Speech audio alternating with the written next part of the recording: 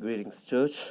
I thank the opportunity to share from the Word today. Let's all turn to 1 Kings chapter 10. I'm going to read from 23. 1 Kings chapter 10, verse 23 onwards. Thus King Solomon excelled all the kings of the earth in riches and in wisdom. And the whole earth sought the presence of Solomon to hear his wisdom, which God had put into his mind. Every one of them brought his present articles of silver and gold, garments, mirrors, spices, horses, mules, so much year by year. I think we are really familiar with this character of Solomon. Yesterday for the young group, we were trying to create an ideal, successful person of the year. So we listed all the characteristics. It should be a very good businessman, very influential, very rich, wealthy. And then we looked at Bible, and so who actually qualifies for all these characteristics? And we found Solomon. He was rich, he was wise.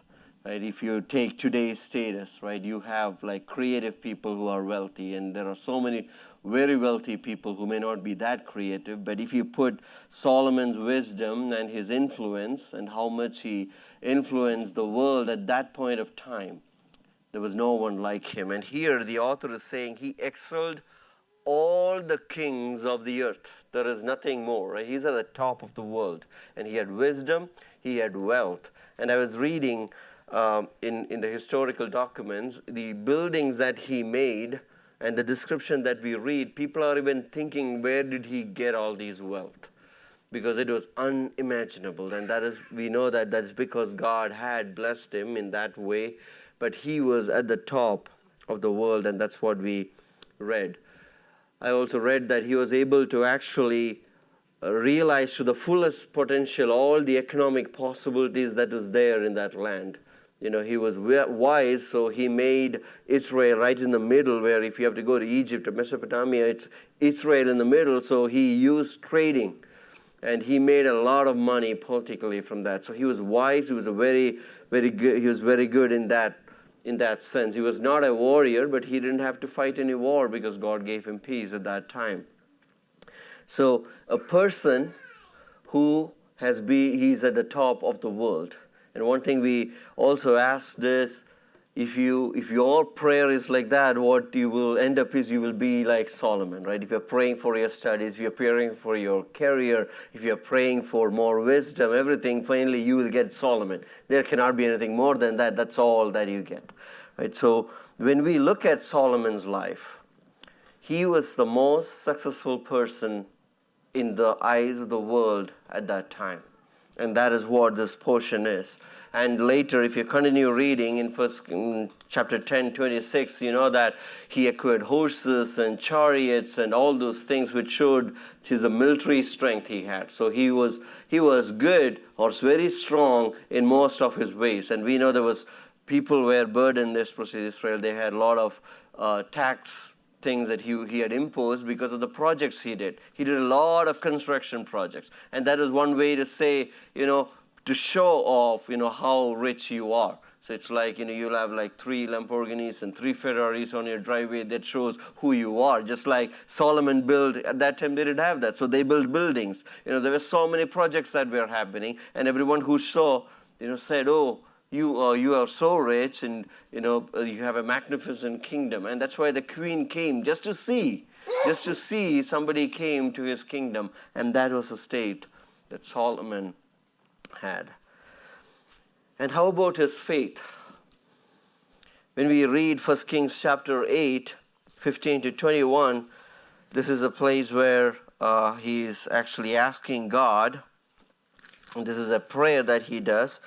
And in chapter 8, from verse 15, if you read, he says, "Blessed be the Lord, the God of Israel, who with his hand has fulfilled what he promised with his mouth to David my father, saying, Since the day that I brought my people Israel out of Egypt, I chose no city out of all the tribes of Israel in which to build a house that my name might be there. But I chose David to be over my people Israel. Now it was in the heart of David my father to build a house for the name of the Lord, the God of Israel. But the Lord said to David my father, Whereas it was in your heart to build a house for my name, you did well that it was in your heart. Nevertheless, you shall not build the house, but your son who shall be born to you shall build the house for my name.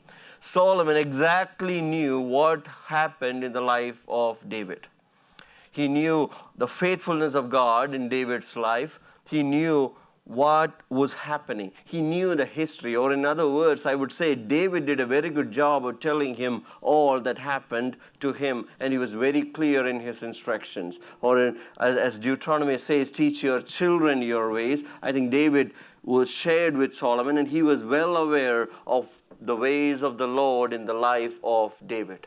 So he knew about God's faithfulness in the past. Another thing, as we were reading, he knew what his purpose was. He knew why God chose him, why he's building this temple, and why God has put him in that situation. And he knew the purpose that God had in his life. And he knew, we know the temple dedication prayer, isn't it? It is such a beautiful prayer, and it talks about the covenant faithfulness. We're not going to read it, but it talks about the covenant faithfulness of God. And it says, if somebody sins, if they come to this temple, they can receive forgiveness from the presence of God. So he knew all this. He knew the covenant faithfulness of God. He knew there's a forgiving God. There's always restoration in his kingdom, in his presence, and you can come to him. He knew that.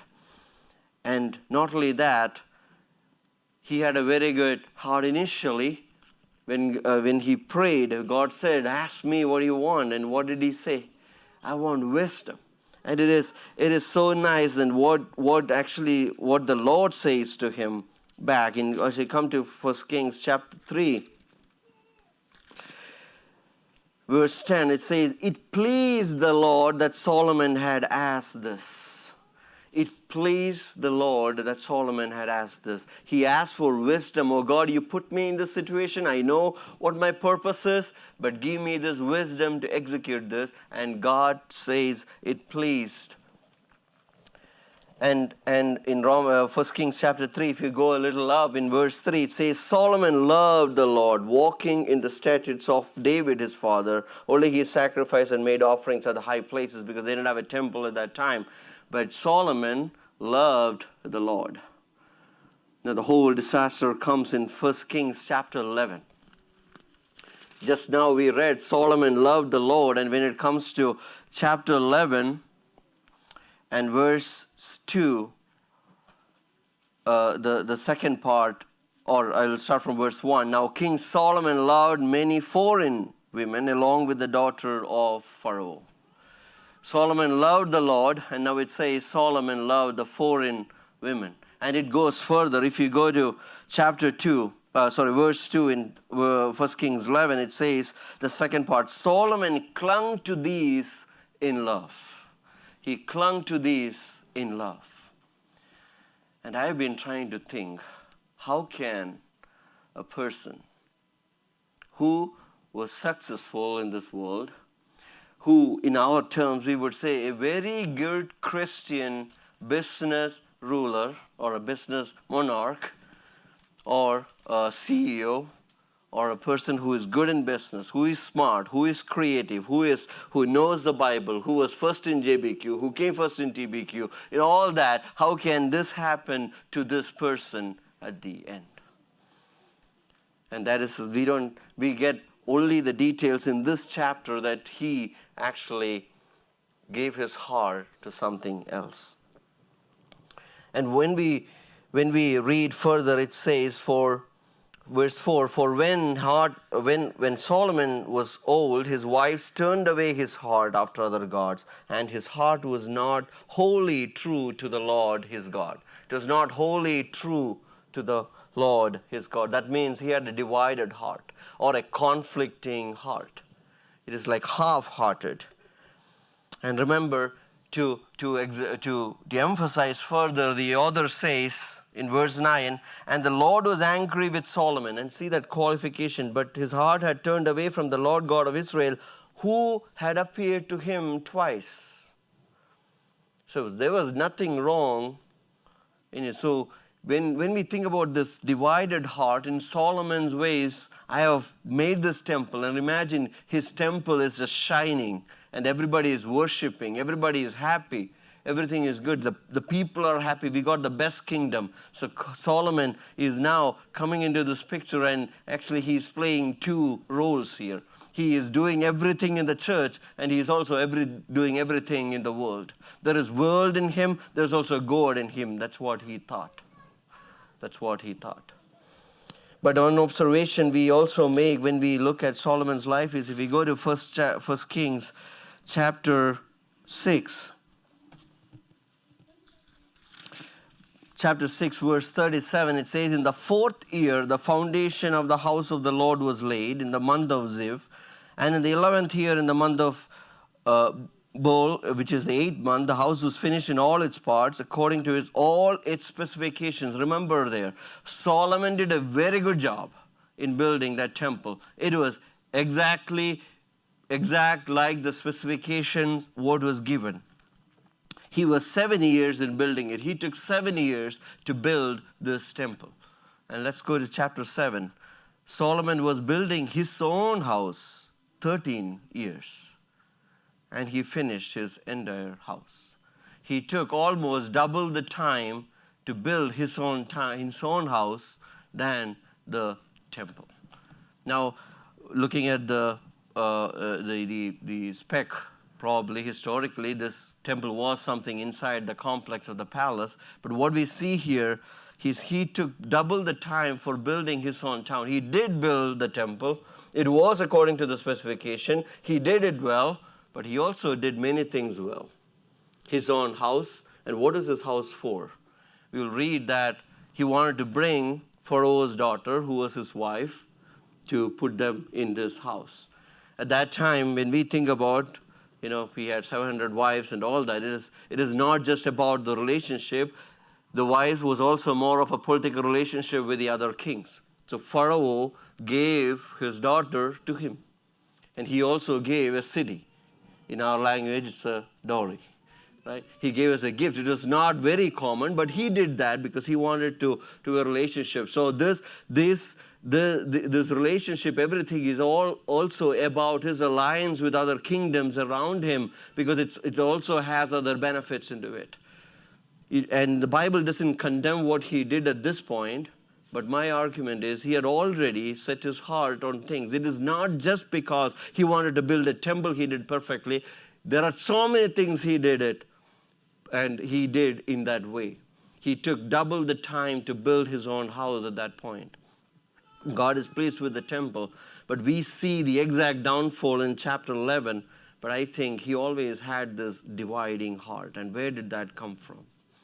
I think this conflicting heart comes from a comfortable heart.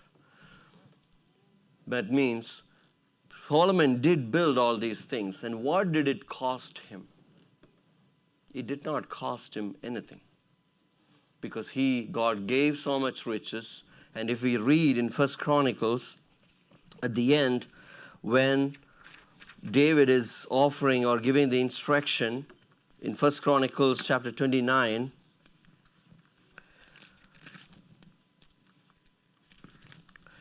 David, once he's handing over this, David had this temple building project in his mind, and God said, don't build it. But David did not just give it to him. He had provided everything for him. If we come to 1 Chronicles chapter 29, verse 2, so I have provided for the house of my God so far as I was able, the gold for the things of gold, the silver for the things of silver, and the bronze for the things of bronze, iron for the things of iron, wood for the things of wood, besides great quantities of onyx and stones for sittings, antimony, colored stones, all sort of precious stones and marble. David already did a majority of his work and provided for Solomon. Solomon only had to just manage it and execute it, and God gave him the wisdom, and he did it. He had so much wealth already, and God also helped him to build that. He did not really have to pay much, but he was always having this conflicting mind in his heart. He was going over or for the temple to show the projects and everything that he had. He had so much wealth, and he was always going through that. In the Bible, we don't see a conflicting heart is not something that God accepts. In Matthew chapter 11, not 11, Matthew chapter 6, we don't have to read. We know a portion where it talks about putting our treasures in heaven, and after that, it talks about a parable. Matthew chapter 6. Let me go there. Matthew chapter 6, 19, it talks about do not lay your treasures. And then in verse 24, it talks about no one can serve two masters. And it talks about God and mammon, God and money. God is a person, money is an object, but what we see there is the money is personified as a slave owner. That means it's saying you cannot serve two masters. If you're serving money, if you're serving something else other than God, you are a slave to that. You cannot be a slave to God and something else. Or in other words, God plus something else is nothing. You are lost both. There is no, Solomon thought, I am doing all these things, I have done all these things, I know all these things, and I can also have whatever in the world that I can do. And God says, no, you can serve only one thing. And it is very clear, if you read, there's a parable in between. Matthew chapter 6, 22 and till 23, there's a parable in between. And many of us think, oh, that is a misplaced parable. What does that have to do with the things above and before? But that exactly is a parable. It talks about eye is the lamp of the body, and if your eye is not right, your whole body becomes dark. That means it is our perspective that is making us who our master is. Or in other words, simply, Christianity is very digital. It's only 1 and zeros. There is no 1.5, 2.5. It's not analog. It is either 1 or 0. Either you serve God or you serve something else. There is nothing like, oh, I can do part of this here and part of this here. He cannot have a conflicting heart in the presence of God. That is not acceptable to God. That's why when the sacrifices were given, you had to give the best fully. There is no sacrifice like the lame lamb or something that, that is not good. God does not accept that. He can take a broken heart if you give fully, humbly, but He cannot give, He doesn't take something that we partly give. Here it says, you cannot serve two masters, Solomon. You did everything for me, and you think you can also serve the things of this world, and that doesn't work this way. And when we look at David did pay the cost that he wanted to. And we know when we go to 1 Chronicles chapter 29, he had secured all these things, and in addition he says in verse 3, moreover, in addition to all that I have provided for the holy house, I have a treasure of my own of gold and silver because of my devotion to the house of my God. I give it to the house of my God. This is my own gold, but I'm going to give it to you because you are so significant in my life. I want to just build and worship you. I want to just give everything that I have for your glory, and I'm going to give it. We know another occasion where 1 Chronicles 21:24, it says, somebody was saying, oh, you don't have to offer anything for this place. I'll just give it to you. And David says, I don't want to offer a sacrifice that costs me nothing. I don't want to offer a sacrifice that costs me nothing. And that was David. But here when we see Solomon served God out of his abundance. It did not cost anything for him. He never saw any lack. He never saw any war. Now, probably all these things added up, and he thought, oh, there is God in my life. There is world in my life. I am giving to God. And in the accounts, you see, oh, this is Solomon's temple. This is Solomon's worship. Look how much God has blessed him. But Solomon was inside enjoying the world, and also he thought, oh, I'll just give to God what we want, what he needs, and that is good enough. I want to draw our attention to another parable that Jesus talks about. And before that, there's a reference of Solomon in the New Testament. In Matthew 11, he talks about the Pharisees came and said, hey, show us a sign that you are the Messiah. And Jesus says, you are not going to get any other sign but the sign of Jonah. And he says, the queen who came to see Solomon is going to condemn you, because they came to see Solomon's wisdom, but the one greater than Solomon is here. And you have neglected him fully.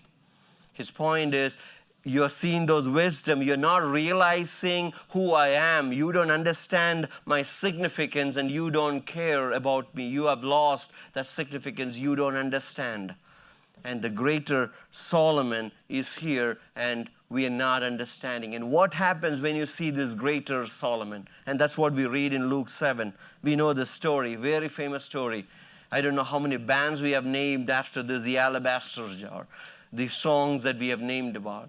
We know about the hero of that story, the sinful woman, because sinful, maybe the society labeled her sinful. She comes, and what does she do? She has this perfume which is very expensive.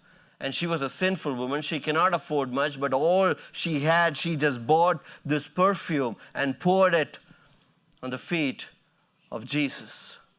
And she was standing there and she was weeping. And I was reading that the word that is used for this weeping it's not just a whimpering. The word that is used is for rain.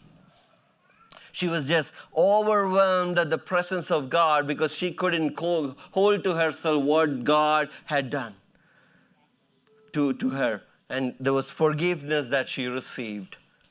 And she just poured it out onto him. And that is what David did. He gave up everything for him because he knew the value of God in his life. And this woman, he knew what God had done to her. And this is a story where the hero is unnamed. We don't know her name, but we know the villain has a name. His name is Simon. And God is asking Simon a few questions. In Luke 7, verse 44, do you see this woman? I entered your house. You gave me no water for my feet, but she has wet my feet with her tears and wiped them with her hair. You gave me no kiss, but from the time I came in, she has not ceased to kiss my feet. You did not anoint my head with oil, but she has anointed my feet with ointment. What is Jesus asking Simon? Simon, have you responded or have you given up everything that you could for me? Do you really understand the significance of the Messiah, and have you responded in that way to him? And you see that he has just invited Jesus. Did Jesus come into his house? Yes. Did Jesus eat from his house? Yes. But he was never adored. He was just a teacher to him. And he was in his part of his story, but he was never the hero of his story. But that woman, she gave everything she could to worship God, and there was a cost that she paid. And this Simon, he didn't have to pay much. It was a usual practice that people are invited. He just gave from his abundance what he could give to the Lord. And God is asking him, have you sacrificed enough according to the significance of Messiah? And that's a question we also should ask today. Have we sacrificed enough in response to what Christ has done for us?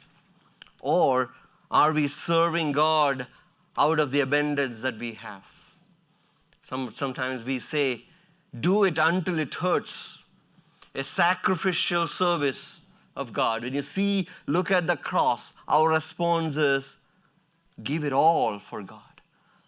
Now, you don't take a calculator and take 10% and it's exactly 10%. Now I'm good.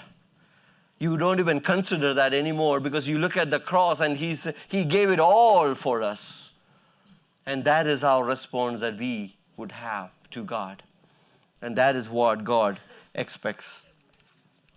Simon was probably trying to test Jesus or try Jesus, but the woman completely gave everything she had for God. That was not a conflicting heart. That was the whole heart that this woman gave. Simon gave part of his heart to Jesus. Solomon had a divided heart.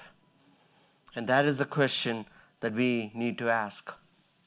And towards the end, I believe Solomon probably wrote Ecclesiastes towards the end.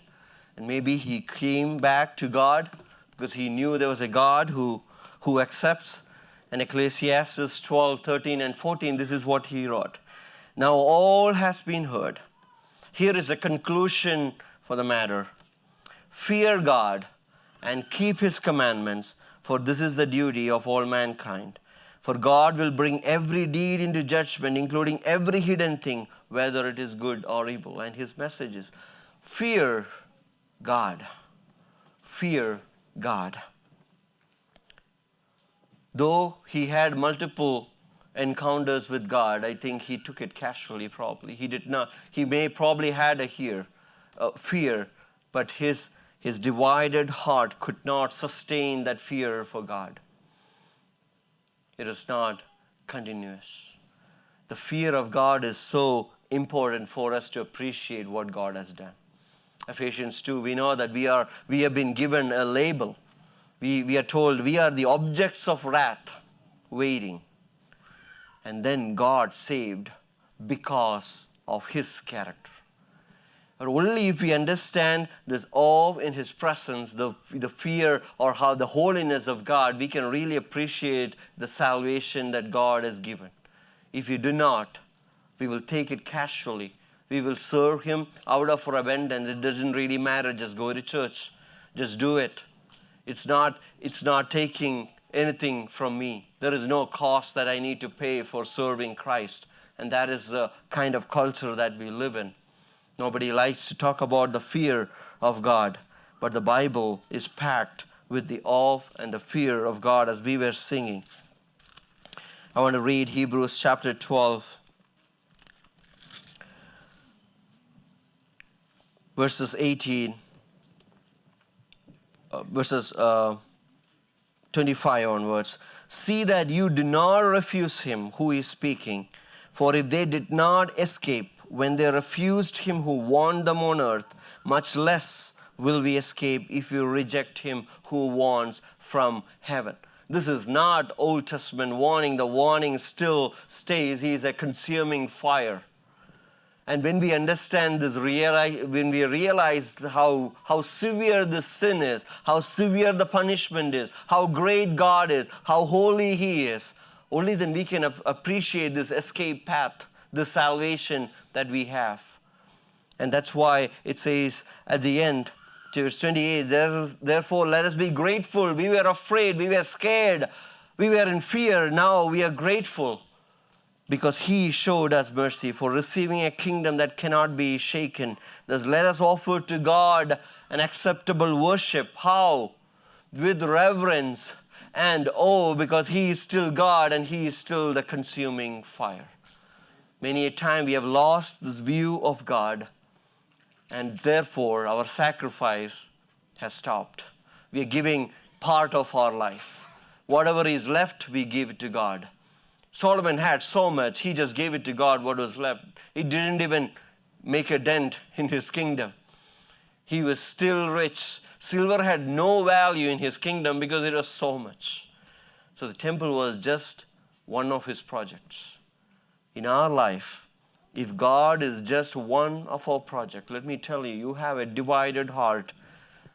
And we are not serving God and mammon. There is no concept like that in the Bible. We can serve only one master, and we have to decide who our master